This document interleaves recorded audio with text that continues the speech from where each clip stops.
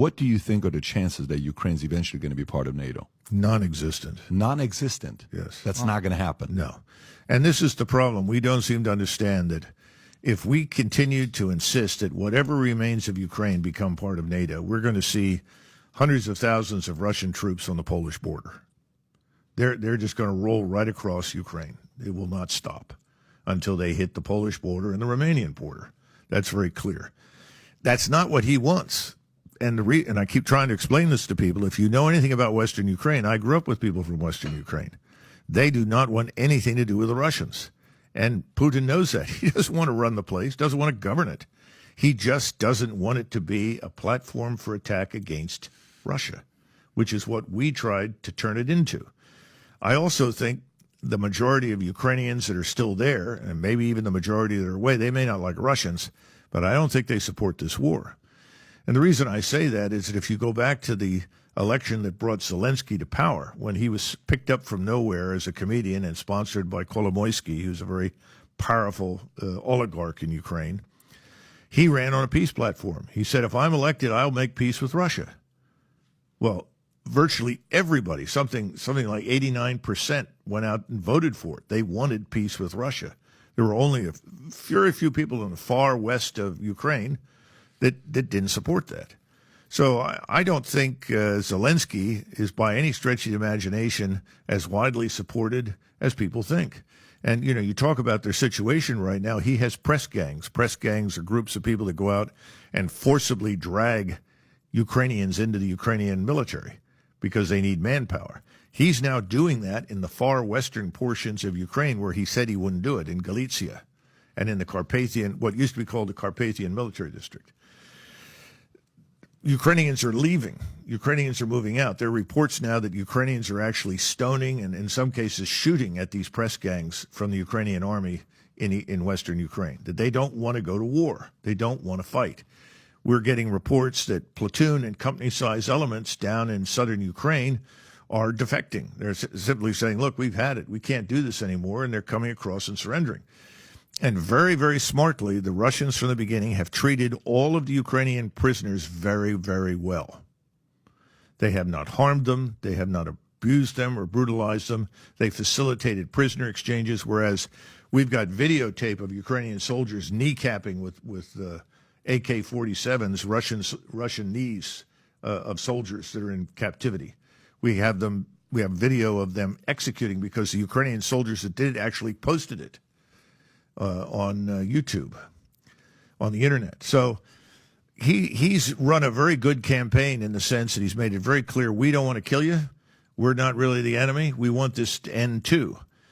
And it has had an effect inside Ukraine that we are not hearing about. These things are not reported to us in the Western media because it undermines the narrative. Did you see the Wall Street Journal story about a few days ago of Wagner mutiny revives U.S. fears over control of Russia's nuclear weapons?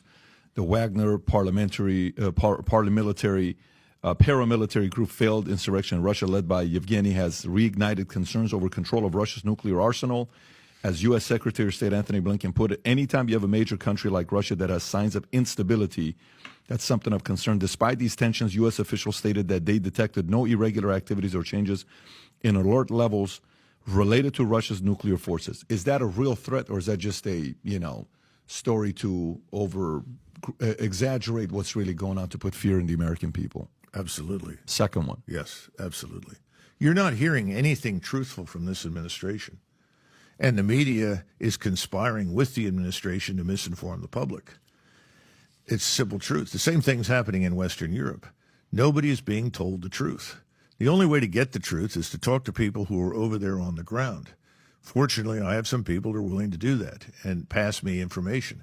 And we forget that there are people in Poland that have grandparents who are Ukrainians living in eastern Ukraine. We forget that there are people who are Slovakian, some are Czech, who actually have brothers-in-law or cousins working in banks in Moscow.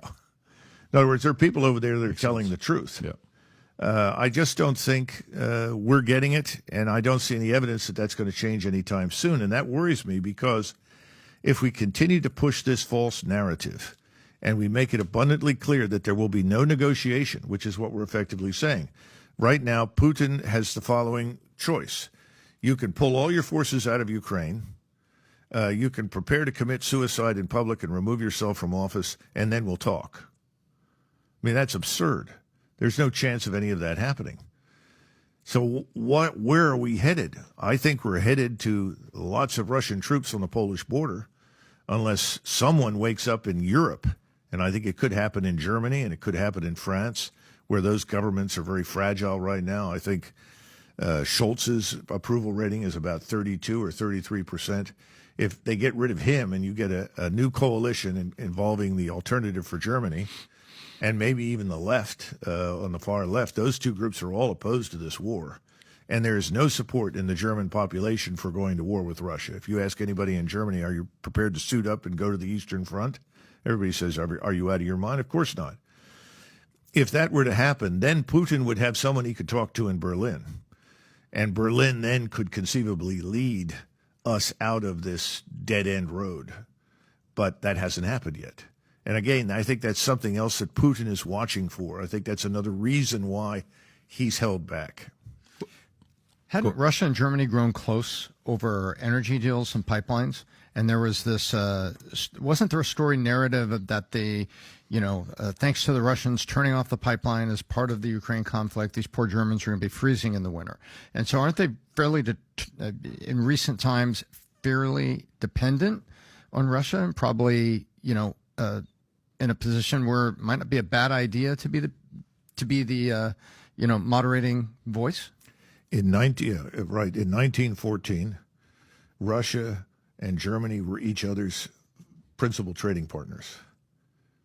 In other words, when the war broke out, they were already each other's principal trading partners. Interestingly enough, the British were entirely dependent on the optics industry in Germany for all of its military applications. Wow. These things happen. Sometimes dumb ideas become policy without anybody consulting on the wisdom of doing something. In 1941, Russia and Germany were each other's principal trading partners. Germany could not have launched any offensive in the West in 1940 without copious amounts of steel and coal and iron and oil and gas and so forth from Russia. Impossible. Grain poured into Germany. In other words, this is a symbiotic relationship that's been there for a long time. This existed between Prussia and Russia, and the Prussians were always pro-Russian as a result and worked to avoid any conflict. This was Bismarck's argument. The Austrians were less open-minded, but they too sort of shut up and colored because they weren't in a position to do much. My point is, this is a natural relationship. It benefits both sides. We have looked at this and said this is evil and bad because this makes Germany dependent upon Russia. But we forget that Russia was also dependent upon Germany. And what happened in 1941 in July that changed everything? It's called Lend-Lease from the United States. We compensated Russia with everything that it had formerly been receiving from Germany: technology, steel, locomotives, you name it, all the resources, aluminum, all the precious metals, everything that the communists in Moscow needed to survive the German assault, we started providing immediately in July 1941, and we were not even part of the war. It was illegal, and FDR did that. Now, I'm not here to debate the wisdom of that. That's another subject, but my point is Russia also is dependent on Germany, just as Germany has been dependent on Russia. So the notion that it's a one-way street is just inaccurate and wrong. Happy 4th of July to you. We have a special event that's coming up with Tom Brady, Mike Tyson, and Will Guidara in Miami, Vol Conference. It'll be August 30th to September 2nd. This weekend for 4th of July, we're running a special. Buy one, get one free. Bring your spouse, bring your business partner, bring your running mate. If you haven't yet registered, click on a link below or above. Get registered. Looking forward to spending 3 days with you in Miami.